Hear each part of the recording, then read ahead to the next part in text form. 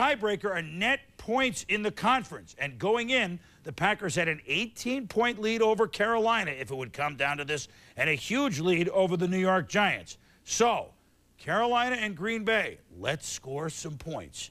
Let's begin at the frozen tundra of Lambeau Field. Cheeseheads enforced not that cold to watch Ray Rhodes and the Packers try to even their mark at 8-8 and beat the Arizona Cardinals, who last won in at the Packers in 1949. It's the Chicago Cardinals. 14-3 early. Dorsey Levin scores, and Bill Schrader jumps over. Meanwhile, Carolina playing at home against the Saints. They lead 17-0. Looking to score again, Steve Berline and Wesley Walsh.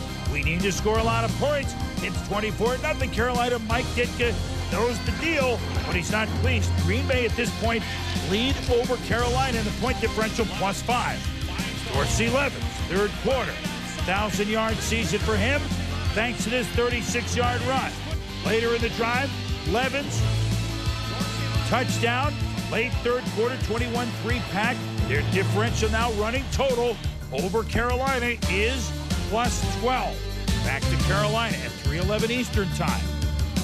Berline to Patrick Jeffers.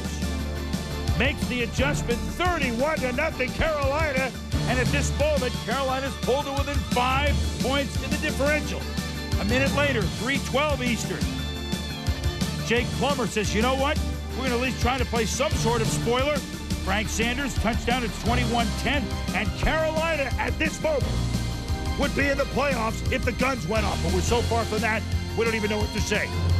3:15, Basil Mitchell puts a little oregano, puts a little tarragon, and puts a lot of spice into an 88-yard kickoff return. Touchdown Pack. They lead 28-10, and they're +5.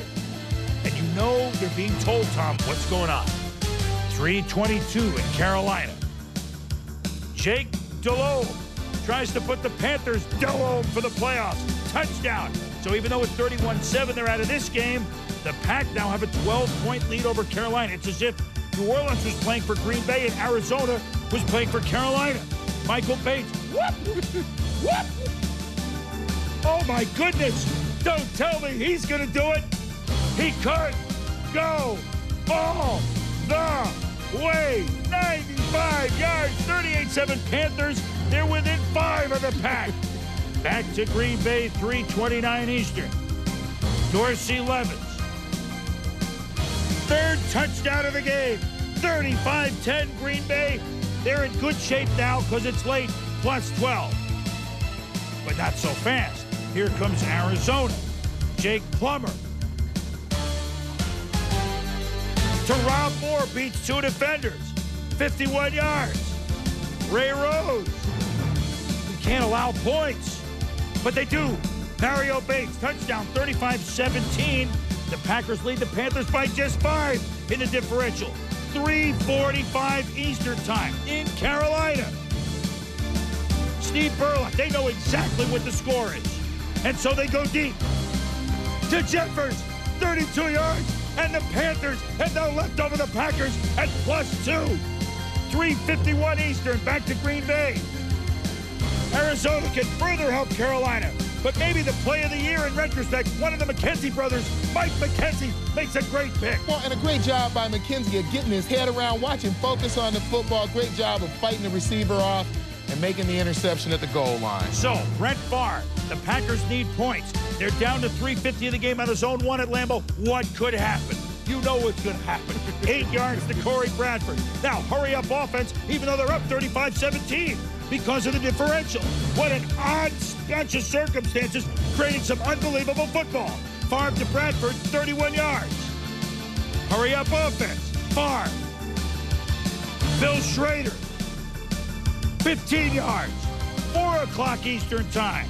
Favre pumps. Schrader, touchdown, 99-yard drive, 42-17 Pack, and the big number on the Lambeau Leaf, +5 over Carolina, who knows exactly what's going on, Tom, because at 4:10 in Charlotte, Jake Delhomme hurting the Panthers, helping the Packers. He's in And I know it's 45-13, but Mike Ditka says, I know, George Seifert, I know you have to do this, but let's go for two. I don't care. I'm caught up in this too. Let's go for two. But first, challenge. Was he in? Touchdown stands. So on the two-point conversion, I mean, this is unbelievable. Delone batted down by Kevin Green, so Green Bay's differential is plus 11. George Seifert hoping for Arizona almost north of the border in Green Bay. Meanwhile, at 4:11 Eastern, Seifert gets a wish. Plummer to Matt Commander Cody, touchdown. And Green Bay's lead is down to just 4 over Carolina. Back to Carolina. Ditka goes for an onside kick. He's caught up in it. I want points, but it's recovered by Anthony Johnson. Green Bay figuring this is easy. Meanwhile, they don't know that Burline. Oh, it's incomplete to Muhsin Muhammad. In Green Bay, they figure they're safe. There's a minute left in Carolina, and there's no way Carolina would have the ball in scoring position. But then word comes in to Ray Rhodes on the sideline. We need more points, and Carolina has the ball at the 30. So Favre, instead of running out the clock, throws a bomb.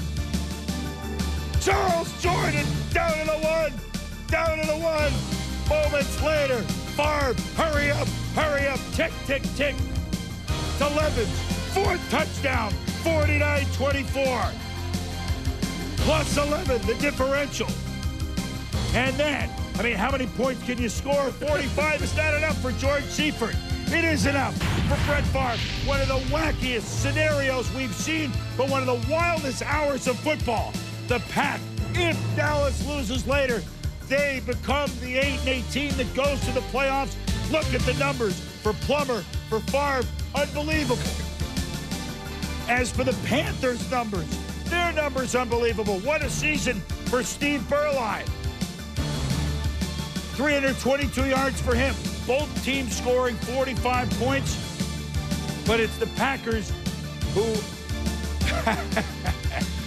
Well, first of all, it's the first time they are not over 500 since 1991. I can't tell you how much I enjoyed listening to you do that. I forgot about Good recreation of what happened in that room. And we got to just tell you something. All of us, not only Tommy and I, the whole staff at NFL Primetime and all the staff at NFL Countdown, we were up and screaming at the set. I know this is not the way to design it, to rub it in, but it was not a rub it in. The way it worked out, it was an amazing hour, Tommy. Well, there were literally 3 games going on. We couldn't take our eyes off of them. And watching these coaches' reaction as the points were being scored, I think the penultimate moment for me was Brett Favre literally trying to run out the clock and then getting word probably from the sideline in his helmet that we may need another score there on the 30-yard line. And, you know, I mean, just moment to moment. I think that's what I meant at the beginning of the show. I think this is the way the NFL intended the last weekend of the season to be this exciting. It was exciting, and the Packers remembered that they got a guy who runs the ball.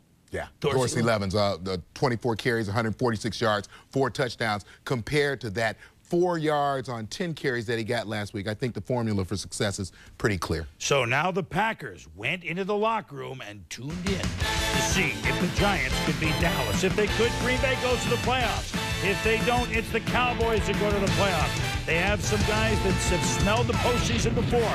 Would they work?